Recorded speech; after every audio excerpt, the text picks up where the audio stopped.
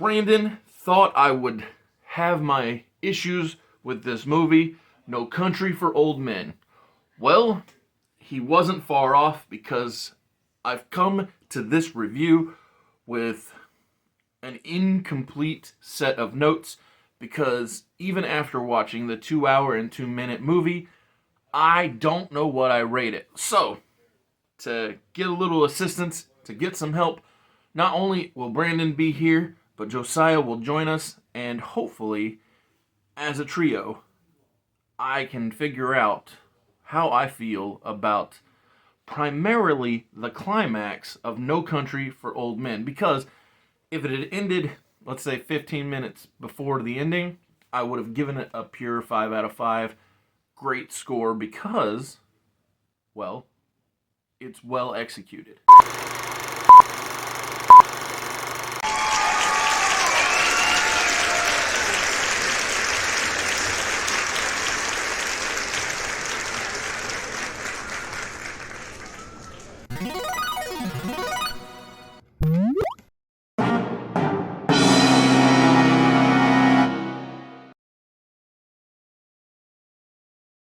We haven't done a three-man shoot in quite some time, and it's a pleasure to have both of you back together.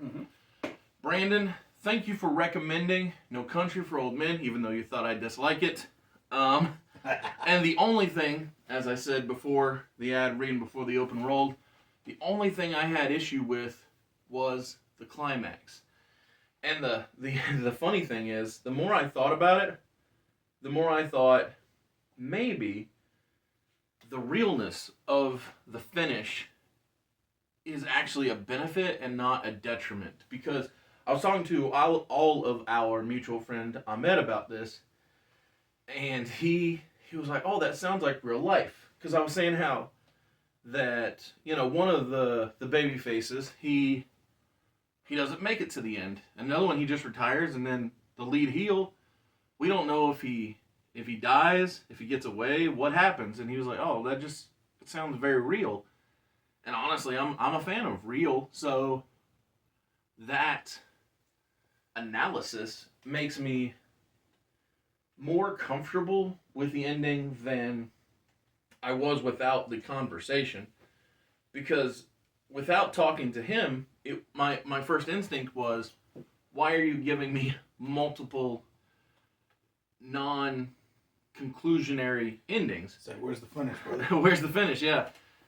Because even if it had ended 15 minutes prior, and all we have is Josh Brolin not making it out, and the bad guy, quote unquote, wins. All right, I could have been convinced that was positive, but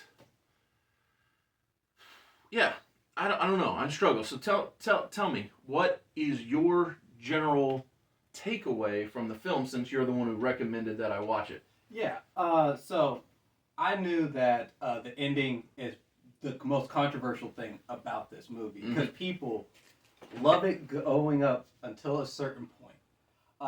And when we were talking about it before, I said the reason why I like the ending, to me, is it wasn't about the money, or it wasn't about the situation going on. It was about our three main characters.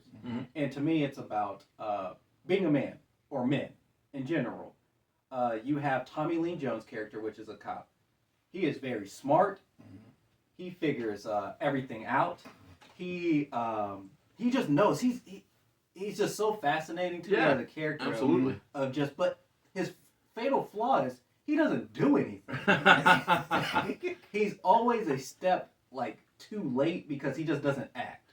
I almost think that's, and maybe this is my pessimistic nature coming out, but I think that's just a clear indication of the legal system as it stands. Because I had recently, due to circumstances of a job, called law enforcement, and they said, well, if it's less than $3,000 worth of damage, we're not even coming out. And I was like, well, how am I supposed to know what the level of damage is? Yeah, we gotta get it. Well, it looks like it's 2095, so I guess you guys can't come. And so then they forwarded my call to somebody to take Statement? not a statement, but a report over the phone, and then the call gets dropped.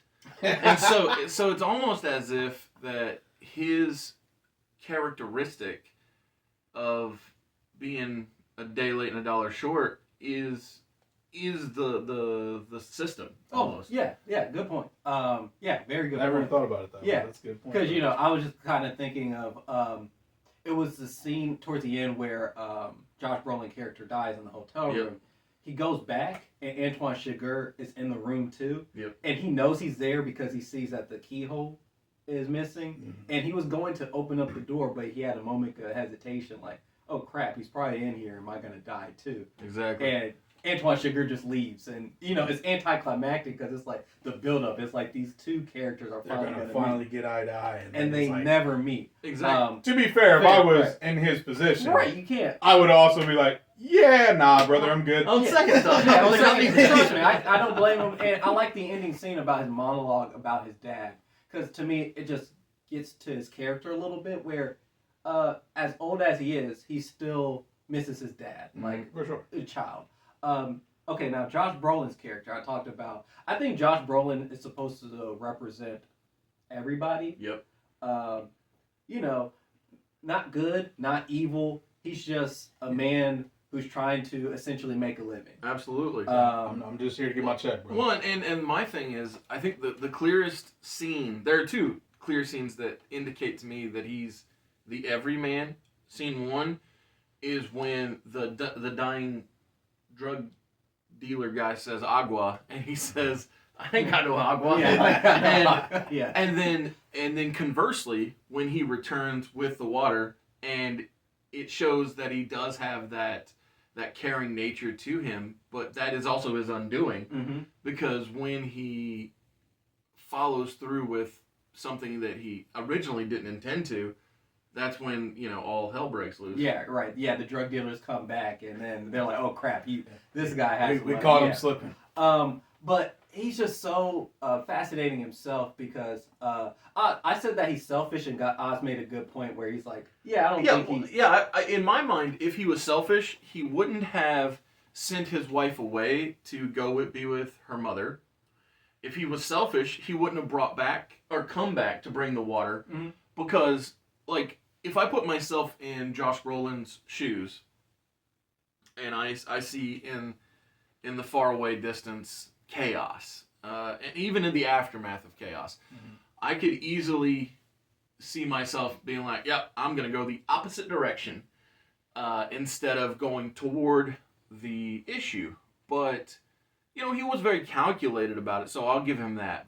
But even after being calculated and doing all of the measured steps to find the money, it's still, I don't think that he's bad, because like I said, he wasn't only out for himself. He cared about, he literally told his wife, because she was like, oh, I gotta go back to work. He's like, no, you're retired now. Right. And he didn't have to do that. Right, and he also told his wife the truth. Yes. He's like, hey, I found some money. Yeah. And she's like, what? He's like, drug money? Yeah. He literally just told her. She did not believe it, but he flat out told her the truth. Absolutely. And it's sad that he was put in this predicament because he was just looking for a better life for himself and his wife. Absolutely.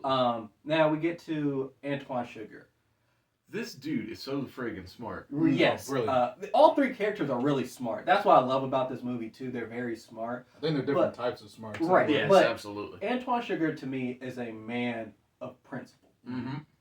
Even we will say that, yes, he is the embodiment of evil. He's a psychopath. He's everything. But he is a man of principle. Yes. And it's very interesting, the thing that he doesn't like, and this is why I say that the movie was about man, is the iconic scene about the quarter when he goes into a shopping center just to get some peanuts, and the dude is he's just, so where are you going? And then he's like, oh, why basically you're in my business and stuff. So then he starts pressing him about his business. He's like, yeah, well, my wife and her dad owns this. So he's like, oh, so you brought into it. He's like appalled that this dude is just living his life just day by day without ever doing anything. Yep. So basically, he flips a coin for basically his life. Absolutely. That's a two-face. Right. Yeah, I was gonna say he's very Harvey Dent in that respect. Yeah, and it's terrifying because you're like, if he guesses wrong, It's a he wrap. is going to He's die, going but to he guesses right. Well, and also it's repeated toward the ending because I struggle to call it an ending, but it's repeated toward the end of the film when Josh Brolin's wife has to play the same game. But it is not laid out to the viewer specifically what the what the outcome was. I'd seen on, I believe it was What Culture, that they interpret Anton wiping his boots as to him killing her. Yeah, because he looks, and I interpret that way too. Sure. But you don't know. Oh well, he's so finicky that I could easily.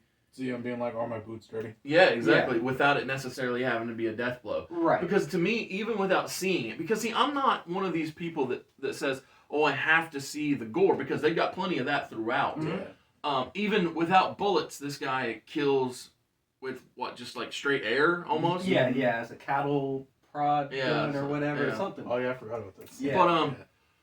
But like I don't need to see him kill her.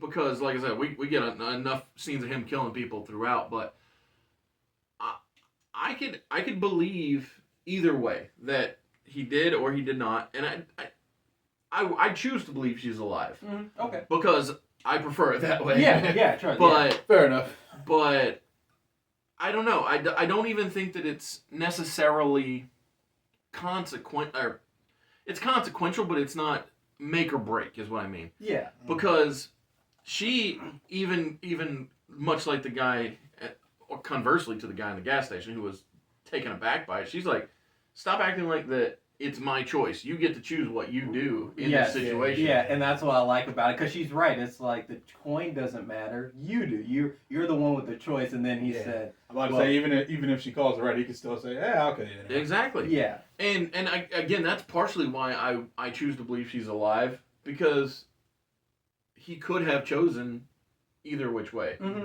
And so, without hearing anything, without any chaos, I'm going to choose to believe she's alive. And you could be right, because maybe there's a fourth character, which I kind of think he's a main, but kind of not, and that's Woody Harrelson's character. Dude, Woody Harrelson is so... He almost, to me, is above it all. Not quite above it all, because he's in the thick of it, but because he's not there in the drug deal, and he's not there in the final, he just has this little heart. He's just that little heart in the middle where he says to everybody, he says to Josh Brolin, he says to the bad guy, he says to everybody that he know, and he fits within the context of the smart characters. And I think that's really what sets this movie above it all, is that everybody has their own intellectual strengths. And Woody Harrelson, man, he has that ability to just come out and call you out on whatever your BS is. Yeah, because he finds the money. He literally finds the money. And I love the scene between him and Antoine Chigurh, because Antoine, he's talking to Antoine Chigurh, and he says, "Hey, I can give you the money, just spare my life," basically. Yep. And Antoine Chigurh's like, "Well, I'm gonna get the money anyway." It doesn't make a difference to me, really. And then he's like, "Well, you don't know that." And once again, and this could prove your point that she's alive, because in that moment he was proven wrong. Antoine Chigurh was right that he was going to call him Josh Brolin's character, but Josh Brolin didn't give him the money. Matter of fact, that's when Antoine Chigurh said, "Well, here's the deal. If you give the money, I will kill you still, but I will let your wife live." Yeah, but this scene almost is what guarantees that she might be dead. And that's the ambiguity of it all. Right. It's almost like the Choose Your Own Adventure storybook. But, turn to page 56. Yeah, to get this conclusion. But we were just like talking about like the type of like psychopath that Segura's character is, and I kind of compared him to Patrick Bateman a little bit. Sure. From American Psycho, just with how methodical he is with his killings, and like how he thinks, because I feel like they think similarly as characters, as far as like, I mean, I don't need to kill these people, but I really, really want to. So I kind of will. So, but yeah, the main thing I wanted to add outside of what you guys said, because I agree a lot with Brandon's opinion, especially on this movie. Yeah. Um, I'll say this when it comes to Brandon is I probably would have never turned it on with the assumption that it was a Western. Because of the dusty nature, the not quite cowboy, but definitely pseudo cowboy look to everything. I probably would have never popped it on. It would have been a cowboy type vibe. Yeah, absolutely, yeah. But if not for his recommendation, I would have never even thought, you know what, I want to watch this thing that makes no sense to me, or the title that means nothing to me, and the Western look that I am not really into. Yeah. But with your recommendation, and I'm very glad that I did watch it, you know, it was beneficial. Mm-hmm. So thank you for that. Yeah, I would say this movie basically is a Western, but like its own unique spin. Yeah. Because you have the bad gunmen coming into town, wreaking havoc. You got the sheriff. Right, you got the sheriff and the lawman, and then you got your morally gray character. Yep. But So all we're missing is a saloon. right, but none of the characters really interact with each other except for a handful of times. Yeah, So, isn't that very interesting? Yeah. And that's the modernized version of the Western. Because if it was a Western, they would all have to have that face-to-face interaction. Yeah, But they'll be because in a it's in the small modern town. because it's in the modern age, you know, you have the advent of technology. So that's I think that is probably what sets it apart. Yeah. Before we give our grade, the Coen brothers directed it. Very good, like direction overall to me.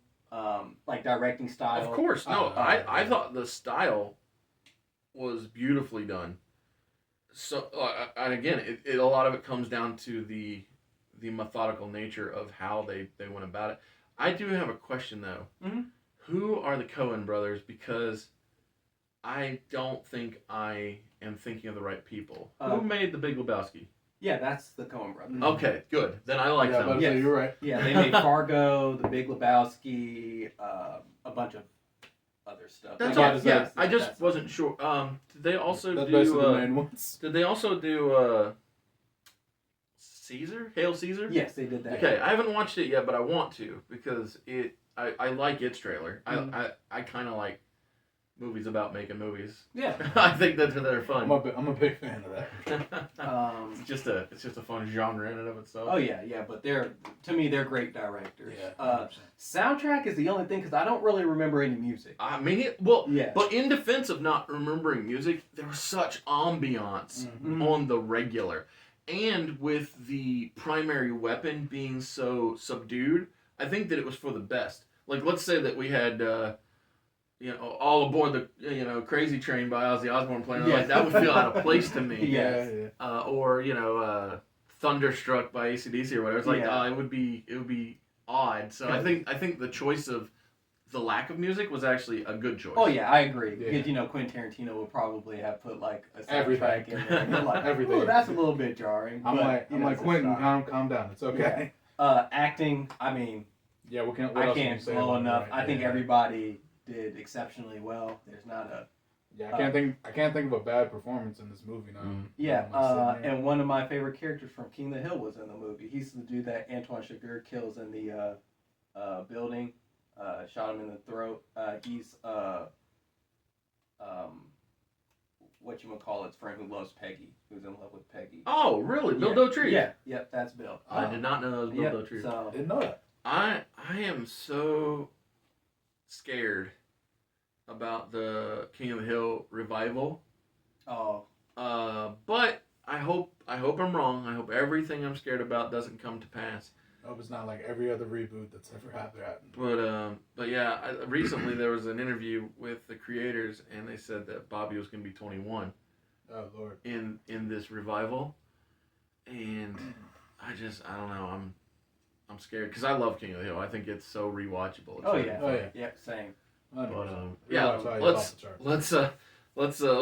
take the dive into the finale. Let's just go in. Who wants to go first with their? Yeah, well, since I recommended Yeah, it, but- I give this a love. I think I've seen this movie like over 10 times. That's amazing. Each time I just like it even more. That's great.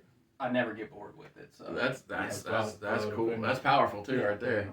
Touches the heart. Yeah, like I've given very few of those away. I think you're the same way. Very few. But I do always preface that you probably won't like the ending to people, just so that people will know, like, hey, Just so you're mentally prepared. Right. This entire movie's great until this part right here. right, and then you probably will go like, "Whoa, that was jarring!" Yeah, You what- know, like, did somebody punch me in the face? What happened? Josiah, what is your takeaway? What is your grade there, sir? So I give it a 4. I would have gave it a 5, but I mean, I'm one of the people that isn't a big fan of the ending. Okay. I accept it for what Yes. it is. I've seen the movie enough times now that the ending doesn't bother me as Gotcha. much. Especially when I've rewatched like the performances, everyone. I'm like, Mhm. how can I hate this? Yeah. So And so that's Yeah. that's the thing is I can't hate it. There's just no way. It's too well done. exactly. And it's due to the conversation with Ahmed that led me to the place where I'm going to stick with my original gut feeling and give it a 5 out of 5 great film. Because if I was willing to say that it was great and then I get 2 additional scenes that I can't help but think about for days on end, then I think that it does It kept the whole maintain thing. Yeah. that actual great status. So thank you for the recommendation. Oh, of course. Thank you for joining us. Of course. And Another beer. let's just go ahead and tease it on out. Let's talk about it the next time that we are all together. Let's do it for another friend of ours, Carl. His favorite franchise is John Wick. And with that, I, for the first time ever, have watched the John Wick franchise. You guys have already watched, correct? Oh, 100%, yeah. And so, I'll probably watch it again before we do the film. Yeah. but yeah. So the next time we're all 3 together, we will talk about the John Wick franchise for an all or nothing. Nice. Nice.